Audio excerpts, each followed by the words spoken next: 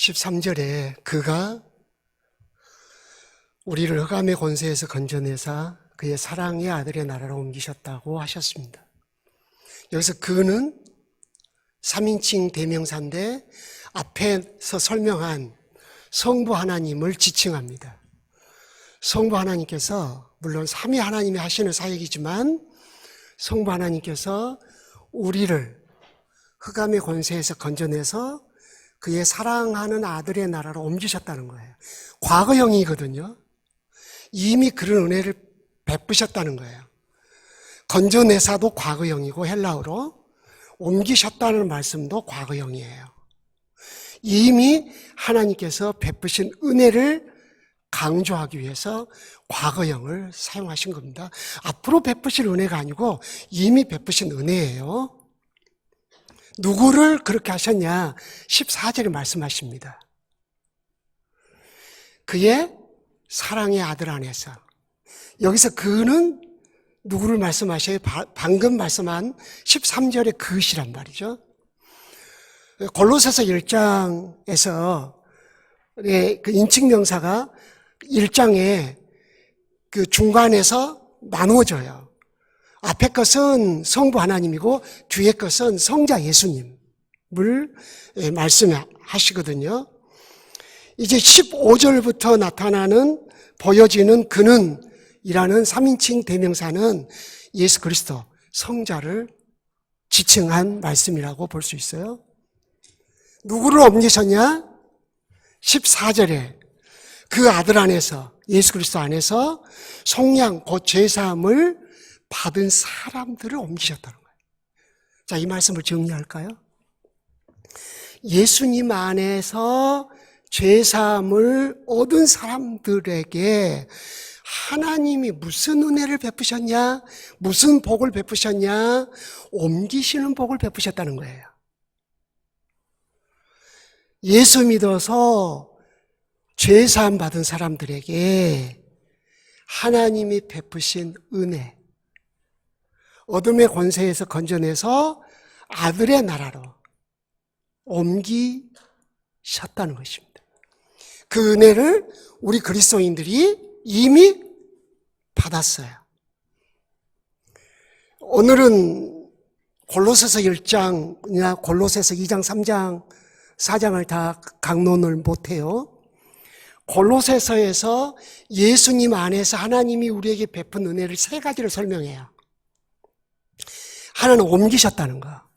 하나는 우리를 예수 그리스도의 지체, 곧 그의 몸된 교회가 되게 하셨다는 거. 이 두 번째예요. 마지막 세 번째는 새 사람이 되게 하셨다는 거예요. 교회 공동체는 옮겨진 사람들의 공동체예요. 그러므로 옮겨진 나라, 예수 그리스도의 나라 백성으로 살아야 돼요. 어둠의 권세라 그랬잖아요. 권세라는 단어도 통치를 의미하거든요. 우리가 어둠의 권세의 통치를 받으며 살아왔어요. 우리 힘으로는 그 어둠의 권세에서 벗어날 수가 없어요. 그래서 하나님이 예수 믿는 사람들을 그 어둠의 권세에서 건져내셨어요. 그래서 예수 그리스도의 나라로 옮겨주셨어요. 우리는 어둠의 권세에서 벗어날 수도 없고 아들의 나라로 들어갈 수도 없어요. 하나님께서 우리에게 베풀어 주신 은혜예요. 우리가 신앙생활을 바르게 해야 되겠죠. 성령께서 사도 바울을 통해서 강력하게 말씀하셨어요. 다른 박질을 할 때 향방 없이 하지 마라. 목표가 분명한 다름질을 해야 된다는 거예요. 싸우되 주먹을 휘두르되 허공에 휘둘러서는 안 된다는 거죠. 누구에게 이 주먹을 휘둘러야 될지 명확하게 타격을 해야 된다. 그래서 방향이 분명해야 된다. 목표가 분명해야 된다. 이 말씀을 하셨어요. 그러시면서 그 말씀을 고린도전서 9장 26절에 하셨거든요. 고린도전서 10장에 굉장히 중요한 메시지를 우리에게 주셔요. 이스라엘 백성들이 애굽에서 자유를 얻었어요. 홍해에서 세례를 받았어요. 어마어마한 세례를 받았어요. 그럼에도 불구하고 그들이 광야에서 다 멸망당했어요. 왜 그러냐? 하나님이 그들을 이끌어 가시는 방향, 목적 없이 그저 잘 먹고 잘 사는 것, 평안한 것, 불편한 것 없이 사는 것, 그런 것을 추구했다. 그리고 정욕적으로 살려고 했다. 그러므로 그들과 같이 우리도 우상숭배하지 말자, 음행하지 말자, 하나님을 시험하지 말자, 그런 말씀들을 쭉 하셔요. 우리는 옮겨진 자예요. 그러므로 옮겨진 자로 살아야 돼요. 어둠의 권세에서 건져냄을 받은 자예요. 어둠의 권세 아래 있으면 안 되겠죠. 그리스도의 나라로 옮겨졌죠. 그리스도의 나라 백성으로 살아야 되겠죠. 그리스도의 나라 그랬어요. 나라는 왕이 있고 법이 있고 백성이 있단 말이에요. 영역이라는 게 있다 이 말이죠. 우리가 그렇게 신앙생활을 해야 한다는 거죠. 어떻게 신앙생활을 해야 후회 없는 신앙생활, 주님으로부터 칭찬받는 신앙생활을 할 수 있을까? 내 신앙생활이 헛되면 어떡하지? 성경에는 심각한 경고성의 메시지들이 종종 등장을 해요. 예를 들자면 마태복음 7장 21절 같은데, 우리가 주의 이름으로 선지자 노릇을 했고 귀신 내쫓았고, 그런데 어찌 우리를 모른다고 하시냐? 나는 너희들을 도무지 알지 못한다. 하늘에 계신 내 아버지의 뜻대로 행한 자라야 하나님 나라에 들어간다. 우리가 하나님의 형상을 가졌기 때문에 종교성이 있어요. 하나님의 형상이 타락했단 말이에요. 타락한 하나님의 형상, 망가진 하나님의 형상을 가진 사람들은 종교성 자체를 갖고 있기 때문에 어떤 종교를 함으로써 흡족, 자기 만족을 누리고자 하는 본성이 있어요. 그래서 타락한 사람들은 전부 자기 나름대로 종교심을 가지고 종교 생활을 해요. 동물은 종교가 없어요. 하나님 형상으로 지어지지 않았기 때문이에요. 사람만이 종교적 존재예요. 그렇기 때문에 예수 믿어도 망가진 하나님의 형상으로 말미암아 자기 만족에 취한 신앙생활을 할 가능성이 커요. 그러므로 우리는 계시 의존해야 돼요. 성경에 기록한 하나님의 계시에 의존해서 신앙생활을 하셔야 돼요. 우리의 신앙생활이 우리에게 복되고 하나님께 인정받고, 그리고 다음에 이것이 내게 복이 돼야 되겠죠. 그러기 위해서는 오늘 옮겨진 자로 살아야 한다는 것을 가르쳐 주십니다.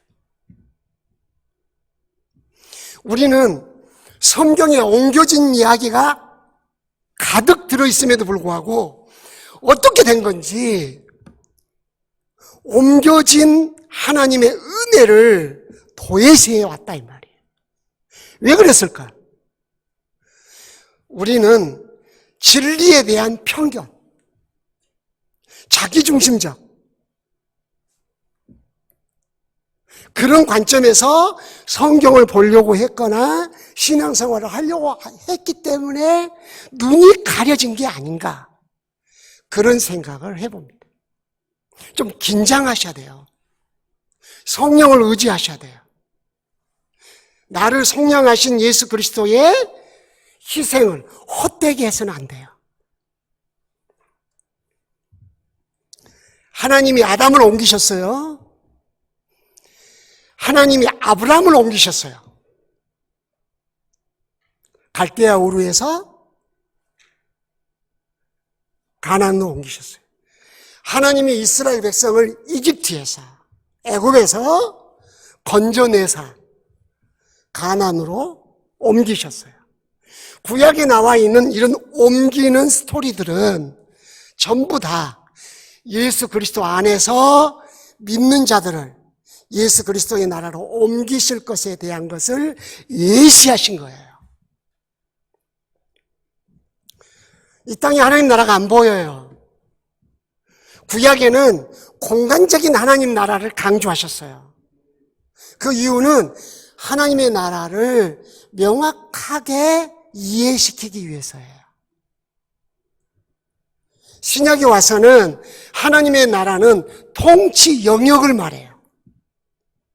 죽어서 우리가 천국에 가겠죠? 그건 공간적 개념이 함께 있어요. 구약의 모든 스토리는 옮겨가는 스토리예요. 바울의 서신서의 메시지들도 옮겨가라는 거예요. 그리고 옮겨진 자로 살라는 거예요. 그런데 우리는 마음 아프게도 옮겨졌다고 하는 것에 대한 것도 잘 몰랐고, 옮겨진 자로 어떻게 살아야 할 줄도 몰랐던 거죠. 그래서 이제 복된 시간, 늦었지만 겸손하시고 여러분을 참으로 사랑하신, 제가 그냥 아부한 게 아니에요. 저 아내가 저한테 늘 당신은 너무 아부를 못해. 그게 당신의 단점이야. 정말 우리 장 목사님의 그 마음, 사람들이 이 소중한 진리를 그렇게 귀히 여기지 않습니다. 잘 알아듣지도 못하고요. 그런데 오늘 우리에게 이 귀한 시간을 주셨습니다. 구약에 옮겨진 메시지들, 말씀들을 통해서 주님이 우리들을 어떻게 옮기셨고 옮겨진 자로 어떻게 살라고 하시는지 그 내용을 발견해 보고자 합니다. 자, 오늘 첫 번째, 누구를 옮기셨을까요? 아담이에요. 지금 여러분의 교재에 보시면 창세기 2장 15절에서부터 17절까지 아담을 옮기신 하나님의 말씀이 소개되어 있어요. 죄가 없는 아담이에요. 그래서 어디서 옮겼다, 그렇지 않으시고 옮기셨다라고만 말씀하셨어요. 어디로 옮기셨어요? 에덴 동산으로. 에덴 동산으로 옮기셨어요. 죄가 없는 상태의 아담과 하와를, 그냥 부부로 이야기를 할게요. 아담과 하와를 옮기셨어요. 이것은 예수 안에서 죄를 속량하시고 의롭다함을 입게 하사 우리를 그리스도의 나라로 옮기실 것을 예시하신 거예요. 타락 이전부터 아담을 옮기셨어요. 우리는 아담이 에덴 동산에서 살았단다, 그 말씀을 잘 알지만 옮기셨다는 말씀을 좀 생소하게 느낄 수 있어요. 그죠? 우리를 옮기셨어요. 아담과 하와를 옮기셨어요.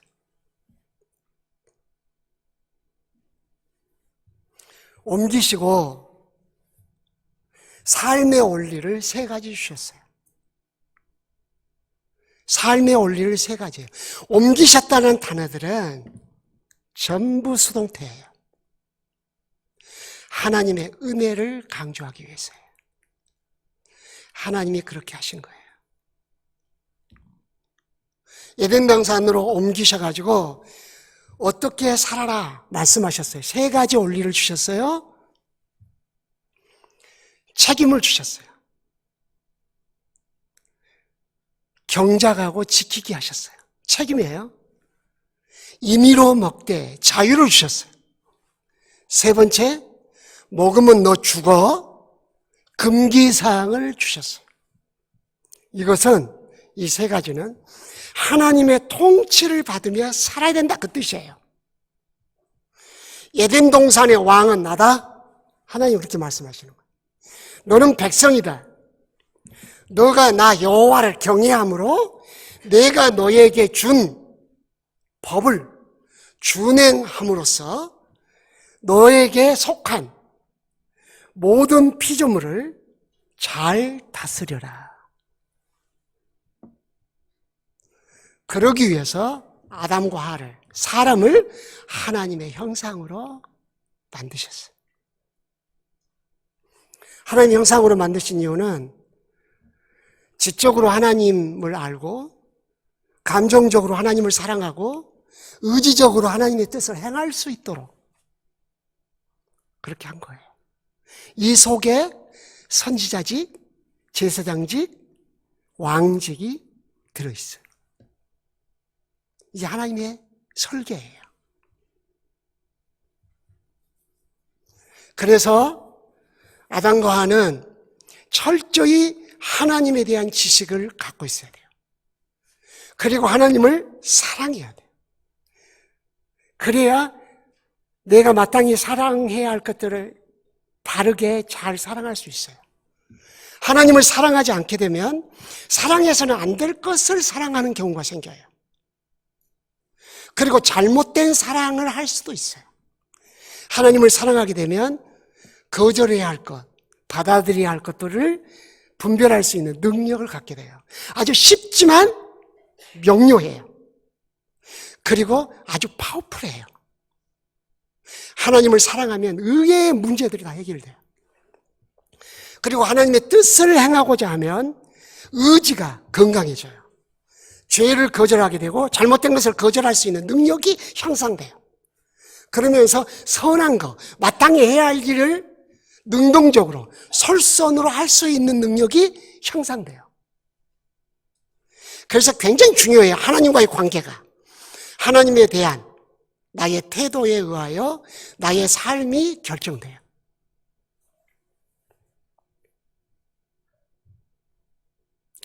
교회 와서 하나님 복 주세요. 하나님 은혜 주세요. 근데 삶이 잘 안 돼요. 힘들어요. 그 이유는 하나님과의 관계를 올바르고 견고하게 더 가깝게 맺으려고 하기보다 자기가 원하는 것을 하나님께로부터 얻으려고 했을 때 혼란스러운 거예요. 그래서 하나님께서 아담과 하와를 에덴 동산으로 옮겨주셨어요. 여러분들의 교재 20쪽을 보세요. 제가 여러분들에게 부탁을 했어요. 목사님을 통해서. 앞에 미리 살피기를 매일 한 번씩 읽으셔야 돼요. 생소하시니까 매일 한 번씩. 그리고 오늘 저녁에는 배워도 되고, 오늘 저녁이란다. 대낮인데. 오늘은 배워도 되고 안 배워도 되고 하는 것이 아니고 반드시 배워야 되는 것을 여러분과 나누고 있어요. 그러므로 정신을 바짝 차리고 성령을 의지해야 돼요. 미리 살펴보기를 꼭 읽으시고 답을 꼼꼼하게 달아오시고 밑줄을 긋고 읽어오셔야 돼요. 아담과 하와에게 하나님 베푸신 은혜가 있었어요. 그 은혜는 무엇이었습니까? 에덴 동산에서 살게 하셨다. 우리는 그렇게 생각하기 쉬운데 가장 기본적인 은혜는 아담과 하와를 에덴 동산으로 옮겨서 살게 해 주셨다는 것입니다. 이게 은혜예요.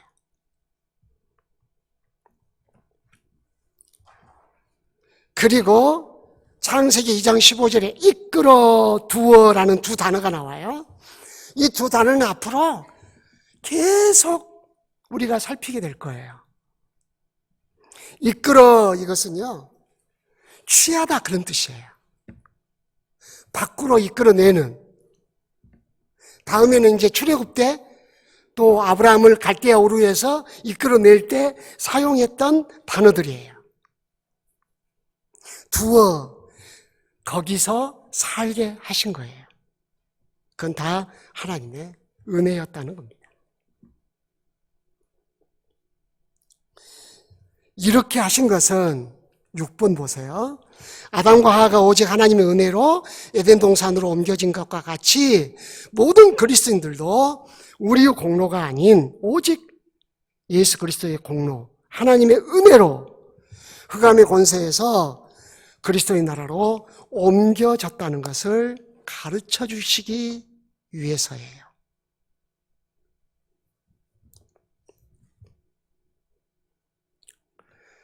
아담과 하와를 에덴 동산으로 옮기시고 그에게 삶의 원리 3가지를 주셨다라고 방금 말씀드렸죠? 자, 우리들에게 하나님이 삶의 원리를 주셨어요. 그리스도인들에게 주신 삶의 원리는 아담과 하와에게 주신 삶의 원리와 똑같아요. 바울의 서신서의 내용들을, 성도들을 교훈하는 내용들을 정리를 딱 하면 이 3가지로 압축할 수가 있어요. 우리 그리스도인들에겐 제일 먼저 자유예요. 우리는 예수 안에서 자유를 얻었어요. 죄로부터의 자유, 죄책으로부터의 자유, 저주로부터의 자유를 얻었어요. 이 자유를 어떻게 처리할 것이냐? 고린도전서 10장에서는 그 자유를 덕을 위하여, 하나님의 영광을 위하여, 그리고 다른 사람의 구원을 위하여 써라 그랬어요. 이 자유를 우리는 하나님께 반납하는 거예요.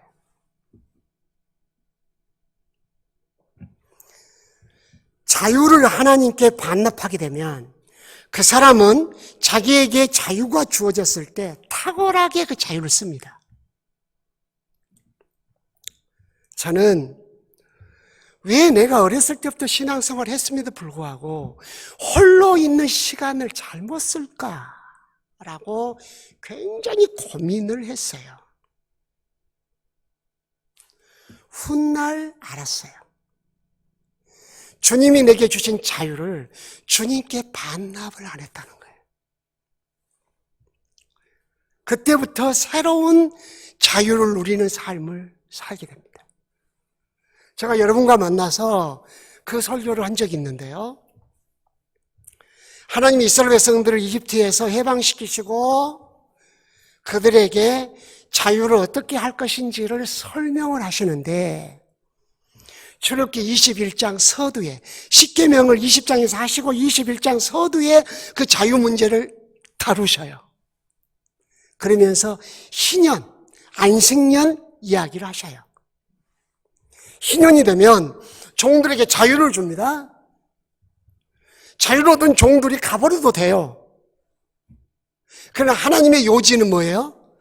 그 자유를 반납하는 종이 하나님이 사랑하는 종이고 훌륭한 종이라는 거예요.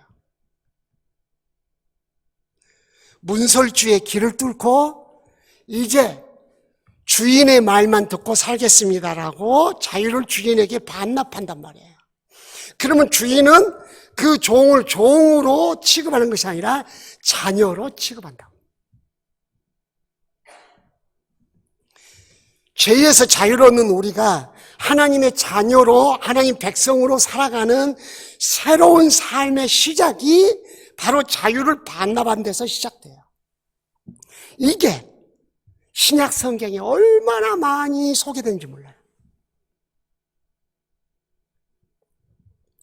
오직 믿음으로 의롭다함을 받는다는 것을 강조하는 갈라디아서에서도 마무리를 어떻게 하냐. 그 자유를 육체의 기회로 쓰지 마라. 그 자유를 하나님께 반납해라. 하나님, 죄로부터, 죄책으로부터 자유케 하시니 감사합니다. 내가 허물이 많고 실수를 저지른다 할지라도 죄책으로부터 제가 자유함을 믿습니다. 이제 함부로 살아도 되나요? 아니죠. 이 자유를 당신께 드립니다. 저를 종으로 받아주십시오. 하나님께서는 우리를 받아주십니다. 그때 우리는 새로운 자유, 주인의 권세 아래서 사는 새로운 자유를 경험하게 됩니다. 자녀들이 우리 아빠는 잔소리가 너무 많아. 우리 아빠는 너무 권위주의적이야. 그런 생각을 하고 반항심을 가질 수 있을 거예요. 그 마음을 싹 없애는 방법이 하나 있어요. 아빠를 바꾸는 것이 아니에요. 나를 바꾸는 거예요. 하나님, 나의 자유를 우리 아버지에게 바칩니다. 그때 아버지의 잔소리는 새롭게 들리죠. 이제 아버지에 대한 내 생각이 바뀌는 거예요. 아버지 안에서 내가 자유를 누리게 되는 거죠. 직장 가서 아주 까다로운 상사를 만났다. 아, 이거 기도 제목이네. 그러지 말고 하나님, 내게 주신 자유를 반납합니다. 하나님께서 내게 주신 권위자 안에서 자유를 누리게 해주십시오. 그 권위자를 받아들입니다. 자유 반납과 주님을 나의 주님으로 받아들이는 것은 같은 사건이란 말이에요. 우리는 예수님을 나의 주님으로 받아들인다 그러면서 예수님 앞에 내 자유를 반납을 안 했어. 그래서 주님과 나 사이에 항상 갈등 구조가 생기는 거죠.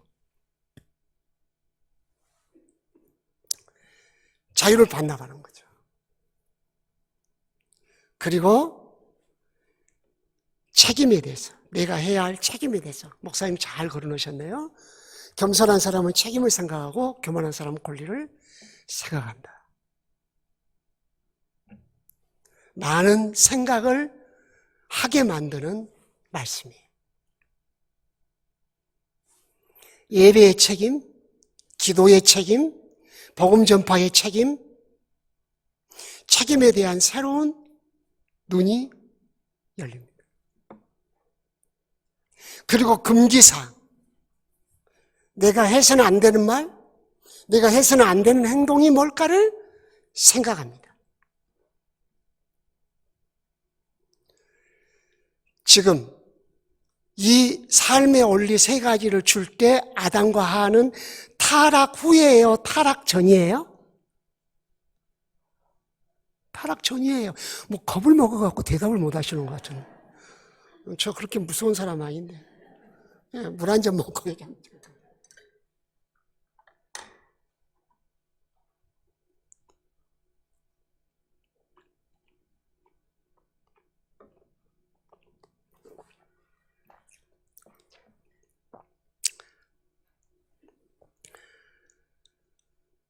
하나님께서 타락 이전에도 아담과 하와에게 삶을 올려주셨어요. 그렇다면 우리 그리스도인들을 그리스도의 나라로 옮기시고 그리스도께서 우리를 다스리기 위해서 법을 주셨단 말이에요.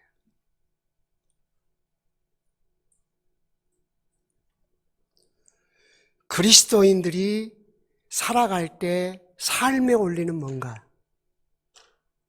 그래서 우리가 그리스도의 명령을 배우는 겁니다.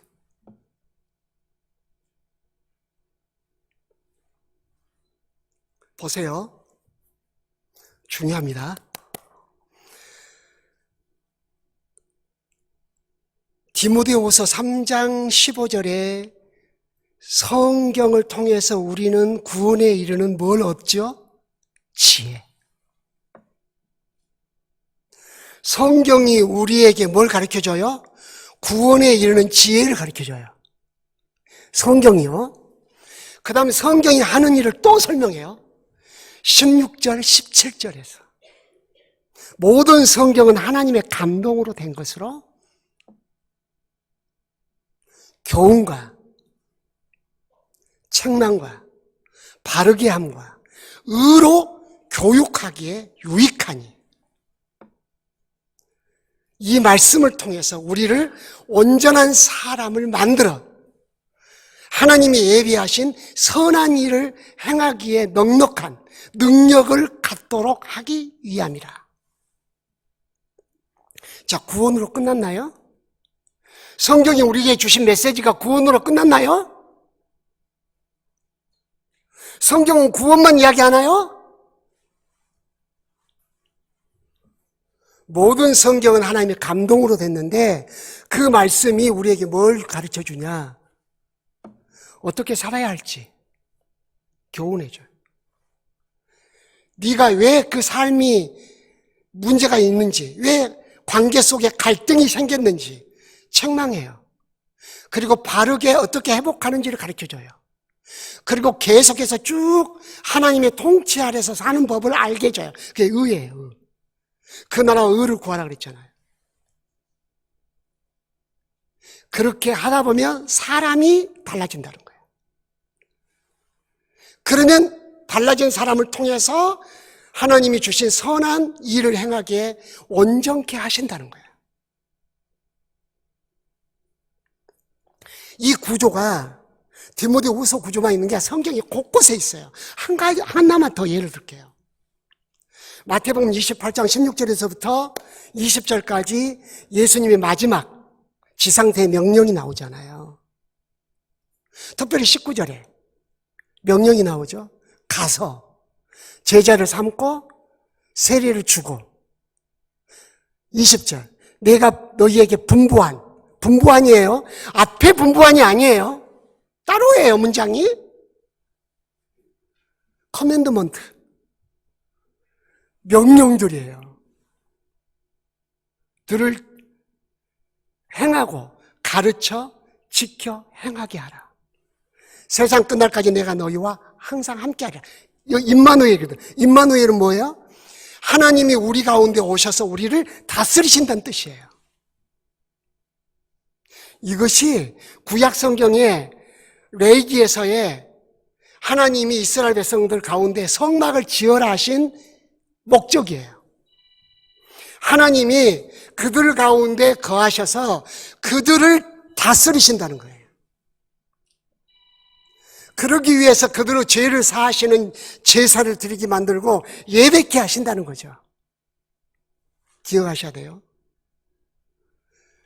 가서와 제자를 삼고는 과거형이에요. 헬라 성경에. 세례를 주고 가르쳐 지키게 하라는 현재형이에요.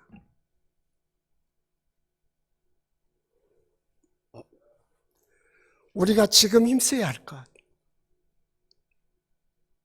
언제나 힘써야 할 것, 그리스도의 명령을 가르쳐 지키는 거예요. 성경에 그리스도의 명령이 많이 나와요. 그리스도의 명령을 하나하나 배워가면서 삶에 어떻게 적용할지를 고민하는 거예요. 그리고 그 말씀 아래 내가 거하고 하나님의 다스림을 받으며 살아가는 거예요. 하나님의 법이 없으면 어떻게 될까요? 어둠의 권세에서 사는 사람들의 방식이 뭘까요? 에베소서, 메모를 꼭 하셔야 돼요. 에베소서 2장 1절에서 3절 보시면 과거에 예수 믿기 전에 우리가 어떤 상태였어요? 허물과 죄로 죽었어요. 에베소서 2장 1절에서 3절. 허물과 죄로 죽었을 때 우리가 어떻게 살았냐? 공중의 권세 잡은 자를 따라 살았어요. 공중의 권세 잡은 자는 누구예요? 사탄. 사탄은 어떻게 사람들을 통치하냐? 마음에 원하는 것과 육체에 원하는 것을 행하게 하여 본질상 진노의 자녀로 살게 한다는 거예요. 충동이라는 게 얼마나 우리가 경계해야 하는가를 알 수 있어요. 마음에 원하는 것과 육체에 원하는 것을 행하게 하여 본질상 진노의 자녀로 살게 한다.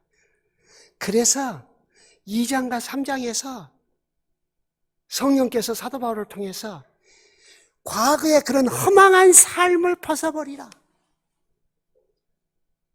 그 말씀을 반복해서 하세요. 이 말씀을 요한일서 2장 15절 17절에서는 세상을 사랑하는 걸로 묘사하셨어요. 우리는 세상에 살아요. 그냥 우리는 살아갈 뿐이에요. 세상을 사랑해서는 안 돼요. 세상을 사랑할 때 나타나는 증상, 이생의 자랑, 안목의 정욕, 육체의 정욕이 항상 삶의 가치관이 돼요. 이생의 자랑, 안목의 정욕, 육체의 정욕이 삶의 목적이 돼요. 목표가. 그래서 야고보서 4장 4절에 뭐라 그랬어요? 세상을 사랑하지 말라. 그런 성도는 가늠한 여자다. 세상과 벗된 것이 하나님과 원수되는 걸 알지 못하느냐? 라고 하신 거예요.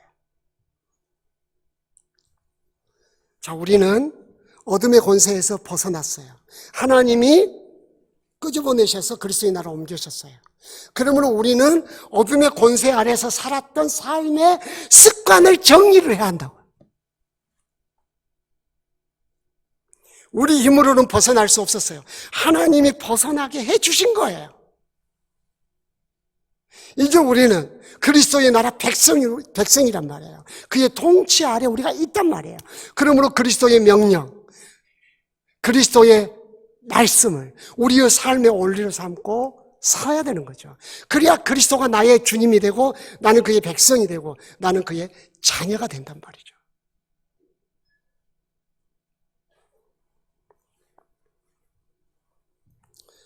그것을 가르쳐주기 위해서 에덴 동산에서부터 하나님이 아담과 하와를 옮기심으로 가르쳐 주셨어요. 여러분들 교재 22쪽 보세요.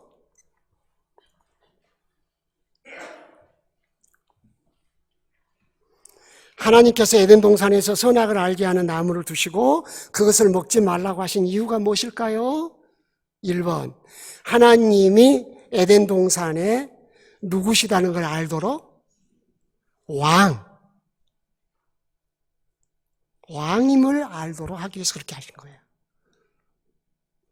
두 번째는 하나님의 말씀에 다스림을 받도록 이렇게 하신 거예요. 정답은 1과 맨 마지막에 있어요. 일단 적으셔야 돼요. 3번, 아담과 하와가 기꺼이 하나님께 순종하기를 바라셔서 그렇게 말씀하신 거예요. 정리합니다. 10번을 보세요. 아담과 하와는 모든 것을 누릴 수 있는 특권을 받았지만 에덴 동산의 주인은 아니었습니다. 주인은 오직 하나님이시고 그들은 왕이신 하나님의 말씀에 다스림을 받으며 살아야 하는 백성이었습니다. 하나님께서는 아담과 하와가 기꺼이 하나님께 순종하기를 바라셨던 거죠. 이 순종으로부터 아담과 하와의 통치가 바르게 실현되는 거예요. 자기 마음대로 다스리고 통치하는 것이 아니라 하나님의 통치를 받을 때 하나님의 방식으로 통치가 시작되는 거예요. 왜 이렇게 하셨냐? 23쪽 11번. 하나님께서 아담과 하와를 에덴 동산으로 옮기신 목적이 무엇입니까? 맞은 것 2가지. 3번, 하나님 나라 백성으로 살도록 하시려고요. 타락 이전부터 하나님의 계획이 그래요. 4번, 하나님 나라와 제사장으로 살도록 하시기 위해서예요. 자, 저를 보세요. 창조와 구속의 목적은 하나님 나라와 제사장입니다. 우리들로 하여금 하나님의 나라에 속하여 살도록 하기 위해서고, 두 번째는 하나님을 섬기며 사는 사람이 되도록 하기 위해서예요. 이게 창조와 구속의 목적이에요. 계시록 1장 5절 6절, 계시록 5장 9절 10절 두 번이나 계시록을 설명하기 전에 하나님 예수 그리스도의 구속하신 백성들을 세우신 목적을 설명해요. 그 뭐죠? 나라와 제사장이에요. 그래서 우리가 하나님 나라가 되어야 돼요. 어떤 삶을 살든지 그분을 섬길 목적으로 그분께 영광이 되도록 살아가야 돼요. 근데 유혹이 왔어요. 자, 이 유혹이 계속 옵니다. 아브라함도 가나안 땅에 들어가서 유혹을 받았어요. 시험을 당했어요. 이스라엘 백성들도 가나안 땅에 들어가서 시험을 당했어요. 우리에게도 시험이 있어요. 이것을 계시록에서는 뭐라고 하냐면 바벨론 음녀라고 표현을 해요. 우리 그리스도인들이 받은 시험을 바벨론 음녀로부터 받은 시험이라고 설명을 해요. 그건 제가 마지막 시간에 조금 더 자세히 설명을 하도록 하겠습니다. 아담과 하와에게 찾아온 시험이 나에게도 동일하게 찾아와요. 아담과 하와에게 온 시험은 나한테 없을 거야. 타락하기 이전에 그 시험이야. 아니에요. 계속 같은 그 시험으로 우리에게 찾아온다는 거죠. 그럼 그 시험이 뭐냐? 12번 보세요. 첫 번째가 1번이에요. 하나님 말씀을 의심하게 하는 거예요. 믿음이 있다 없다, 그것은 하나님 말씀에 대한 것으로 결판나요. 믿음이 있는 것처럼 막 해도 하나님 말씀, 성경이 하나님 말씀이냐, 정확무한 하나님 말씀이냐, 그것을 믿느냐에 그 사람의 믿음을 알 수 있어요.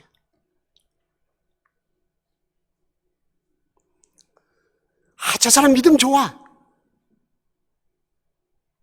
하나님 말씀에 대한 태도가 더 중요하다는 거예요.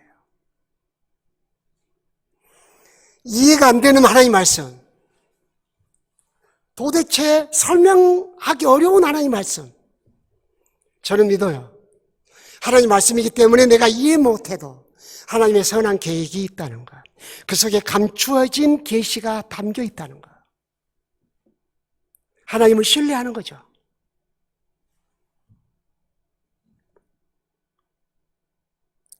두 번째, 하나님 말씀에 대한 시험이 하나님이 금기하신 것을 하라고 지시한 거예요. 하나님의 금기사항을 어기고 싶은 마음이 생긴 거예요.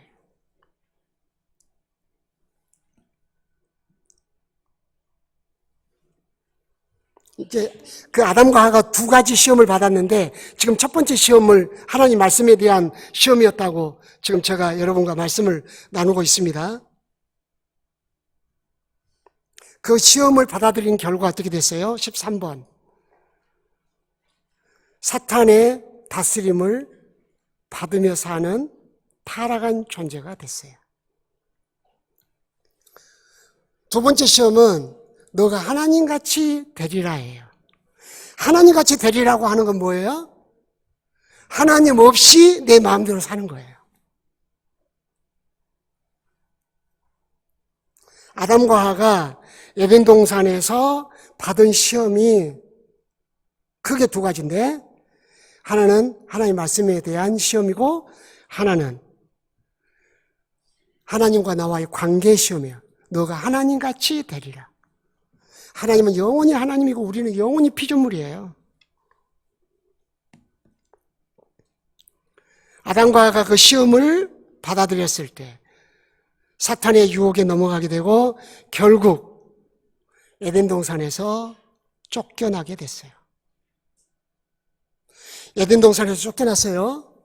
이건 굉장히 중요한 메시지예요. 이스라엘 백성들이 바벨론의 가나안 땅에 들어가서 살게 됐는데 그들이 하나님을 경외하지 않고 그 말씀을 조차 살지 않았어요. 그 결과 하나님께서 그들을 바벨론의 포로가 되게 만드셨어요. 곧 하나님이 당신의 나라, 당신의 땅에서 쫓아내신 거예요. 우리가 그리스도의 나라로 옮겨졌는데 세상 사람으로 살게 돼요. 하나님이 우리를 쫓아내셔요. 바벨론 음녀의 통치를 받는 삶을 살도록 허용한 거예요. 바벨론의 그런 잘못된 통치 아래서 허송세월을 하는 거죠. 하나님의 통치 아래 있어야 할 이스라엘 백성이 바벨론의 통치를 받으면서 살아가게 돼요. 우리가 그런 시험을 받을 수 있어요. 몸은 교회에 와 있어요. 그러나 마음을 누가 다스리냐? 바벨론. 잘못된 왕이 나를 통치해요. 그래서 잘못된 왕이 지시한 내용을 내가 행하는 거예요. 잘못된 왕이 우리를 어떻게 다스리냐면 마음에 원하는 것과 육체에 원하는 것을 하도록 유혹해요. 세상을 사랑하도록 우리를 유혹해요. 그래서 하나님과의 관계가 깨져서 에덴 동산으로부터 쫓겨나게 돼요. 이것은 아담과 하와에게 일어난 단편적인 사건, 역사적인 스토리로 생각하면 단편적인 사건이에요. 그러나 그 사건이 우리에게 주는 교훈은 계속된단 말이죠. 그러므로 그리스도의 나라로 옮겨진 우리가 어떻게 해야 되냐? 사탄의 유혹을 이길 수 있도록 성령 하나님을 의지하여 기도해야 돼요. 18번, 25쪽 18번. 그리고 끊임없이 예수님은 나의 왕이심을 선포해야 돼요. 나의 왕은 내가 아니야. 나의 왕은 예수님이야. 항상 선포해야 돼. 내 삶의 원리는 예수님의 명령에 근거한 거야 라고 선포하셔야 돼요. 19번은 제가 교정을 몇 번 봤는데도 미스프린트가 나왔어요. 한번 읽어가면서 답을 달아보겠습니다. 아담과 하와를 에덴 동산으로 옮기신 것과 우리를 그리스도의 나라로 옮기신 것은 같은 은혜입니다. 공표. 맞습니다. 2번. 그리스도인들을 흑암의 권세에서 그리스도의 나라로 옮기신 것은 오직 예수 그리스도의 공로 때문입니다. 맞습니다. 맞아요. 정답 뒤에 답지에는 틀린 걸로 나왔어요. 이게 바로 미스프린트예요. 교정을 빼먹은 거예요. 세 번째, 여러분 읽어보실래요? 시작. 아담과 하와를 옮기신 이유는 아담과 하와가 원했기 때문에. 아니죠? 예, 틀렸어요. 정답지에는 맞는 걸로 되어 있는데 틀렸습니다. 하나님이 원하셔서. 네 번째, 여러분 다시 한번 읽어보세요. 시작. 아담과 하와를 옮기신 목적은 하나님의 나라 백성으로 살도록 하기 위해서입니다. 예, 맞습니다. O예요. 정답지에는 X인데 잘못했습니다. 여러분들 에덴 동산에 뭐 병도 없고 맛있는 거 엄청 많이 있고 너무나 행복하고 뭐 옷도 사서 입을 필요도 없고 뭐 그런 생각하기 쉬운데 그게 아니고 하나님 백성으로 살도록 하기 위해서 옮기신 거예요. 다섯 번째, 한번 시작.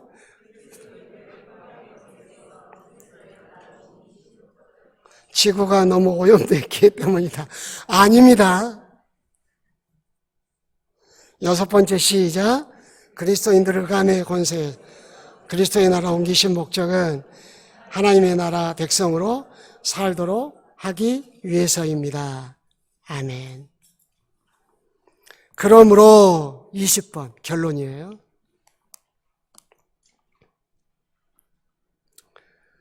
아담과 하와가 에덴 동산에서 실패한 것을 통해 우리는 무엇을 배웠는지 말할 수 있어야 합니다. 그리스도가 왕이신 나라로 옮겨진 우리들은 다 같이 흑암의 권세의 통치를 거절하고 오직 그리스도의 다스림을 받으며 살아야 합니다. 이거 중요하니까 다시 읽읍시다. 시작. 그리스도가 왕이신 나라로 옮겨진 우리들은 흑암의 권세의 통치를 거절하고 오직 그리스도의 다스림을 받으며 살아야 합니다. 계속해서 그리스도의 다스림을 받는다는 것은 그리스도의 말씀을 따라 살아가는 것을 말합니다. 그래서 우리가 그리스도의 명령을 배우는 거예요. 정리할게요. 하나님께서 우리를 예수 믿게 해가지고 그 뜻을 이루려고 하는 계획이 있었어요. 그게 뭡니까? 흑암의 권세에서 건져내서 어디로 옮기시려고요? 그리스도의 나라로 옮기시려고. 우리를 예수 믿어 죄의 사함을 얻게 하셨습니다. 그동안 우리는 어둠의 권세에서 살고 있었습니다. 그리스도의 나라로 옮겨졌기 때문에 그리스도가 우리의 주님일 뿐만 아니라 구원의 주님일 뿐만 아니라 왕으로서의 주님이 되신 겁니다. 구원의 주님뿐만 아니라 왕으로서의 주님이 되신 거예요. 나는 그의 구원받았을 뿐만 아니라 그리스도의 나라의 백성이 된 거예요. 그러므로 그리스도의 명령을 삶의 원리로 삼아 삶 속에 적용하며 살아야 합니다. 이것은 구원받고 아무 상관없습니다. 그리스도의 나라 백성은 그렇게 살아야 합니다. 이제 충동대로 살지 맙시다. 감각을 따라 살지 맙시다. 우리의 마음이 그리스도의 통치를 받게 되면 새로운 습관이 생깁니다. 선한 것, 아름다운 것, 복된 것, 주님이 기뻐하실 것에 대해서 관심이 많아지기 시작합니다. 그때부터 새로운 눈이 열립니다. 새로운 지식이 열려요. 마음이 달라집니다. 가르쳐주지 않아도 어떻게 행동해야 할지 알게 되는 은혜에 이르게 됩니다. 하나님께서는 우리 그리스도인들이 옮겨진 사람으로 살아야 한다는 것을 깨우쳐 알도록 구약에서부터 예시에 보여주셨습니다. 그래서 오늘 첫 번째 누구를? 아담과 하와를 어디로 이끌어? 에덴 동산으로 이끌어 두어 살게 하셨습니다. 에덴 동산에서 잘 살아 안녕 하신 것이 아니라 에덴 동산에서 살아가는데 필요한 세 가지 삶의 원리를 주셨습니다. 첫 번째, 책임. 두 번째, 자유. 세 번째, 금기사항. 이것은 성경에 성도들을 교훈하는 내용을 다 추려보면 이 세 가지에 해당된다고 말씀드렸습니다. 훌륭한 가정, 훌륭한 사람, 그 사람에게는 항상 이 세 가지가 있습니다.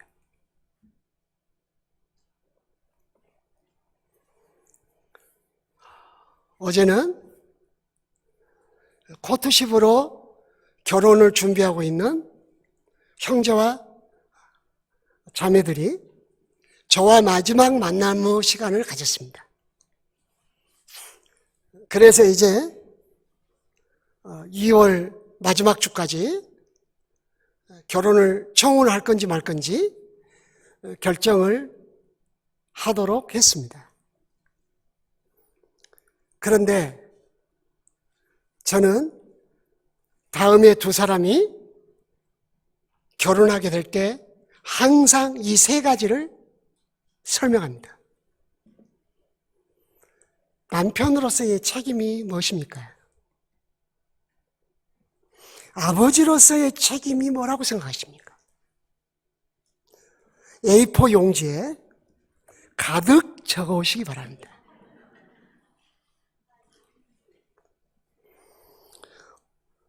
아내가 된다는 게 뭘까요?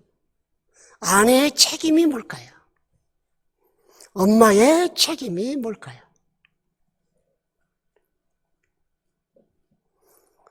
당신의 금기사항은 뭡니까? 금기사항이 없는 사람 제일 무서운 사람이에요. 그 사람은 못할 게 없어. 그건 무서워. 금기사항이 있어야 돼요. 비방하지 않겠습니다. 거짓말을 지어내지 않겠습니다. 욕하지 않겠습니다. 도적질하지 않겠습니다. 금기사항이 있어야 돼요. 이 사람이 훌륭한 사람이에요. 자유를 누릴 줄 아는 사람, 이 사람이 훌륭한 사람이에요. 우리에게도 주님이 삶의 원리를 주셨는데 그리스도의 명령을 통해서 주셨습니다. 우리는 옮겨진 자입니다. 이제 옮겨진 자로 살기로 주님 앞에 결단하고 살으시기를 원합니다. 부탁이 있어요. 미리 살펴보기를 3번 이상 읽으셔야 돼요. 생소하기 때문에 읽으셔야 돼요. 읽어야 된다니까요. 꼭 읽으셔야 돼요. 그래야 이것이 여러분 안에 효과를 내요. 효력을 발휘할 수 있어요. 두 번째, 꼭 읽으면서 답을 찾아와야 되는데 초등학교 수준으로 하지 마세요. 뒤에 정답 보고 콱 적어버려 그냥. 1, 2분도 안 걸려 그냥. 제발. 그리고 숙제 다 했다고 그러지 마세요. 그래서 제가 공부를 못했다는 거 아닙니까? 정답 보고 베끼기 하지 마시고 고민을 하시면서 답을 달아가 보시고 한번 답을 확인해 보시고, 제가 공부를 못해서 여러분들이 얼마나 정답이 없으면 답답할까 싶어서 제가 이 정답지를 여기다 넣어놨다는 거 아닙니까? 정답지 놓을 때 내가 고민 많이 했어요. 넣을까 말까 그러다가 결국 넣었어요. 그리 하시고 마지막에 정답지를 살펴보도록 하셔야 합니다. 예, 감사합니다. 너무나 생소할 거예요. 그러나 이것은 진리입니다. 여러 교단의 초청을 받아서 여러분이 섬기는 교단의 신학교에서 또 저를 초청해서 가서 이거 강론했고요. 고신대에서도 강론했고요. 또 예성에서도 강론했고요. 목회와 신학에도 인터뷰에서 몇 번 거기에 소개하기도 하고요. 저 유명세를 말하는 게 아닙니다. 진리예요.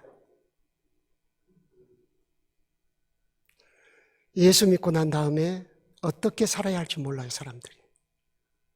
예수 믿는 사람들의 삶이 창피하리만큼 무너져요. 우리는 옮겨진 자입니다. 그리스도의 나라로. 그러므로 그리스도의 왕 되심 아래서 그분의 백성으로, 그분이 내게 지시하신 삶의 원리를 가지고 살아야 됩니다. 그럴 때 내가 하나님의 나라가 됩니다. 기도하겠습니다.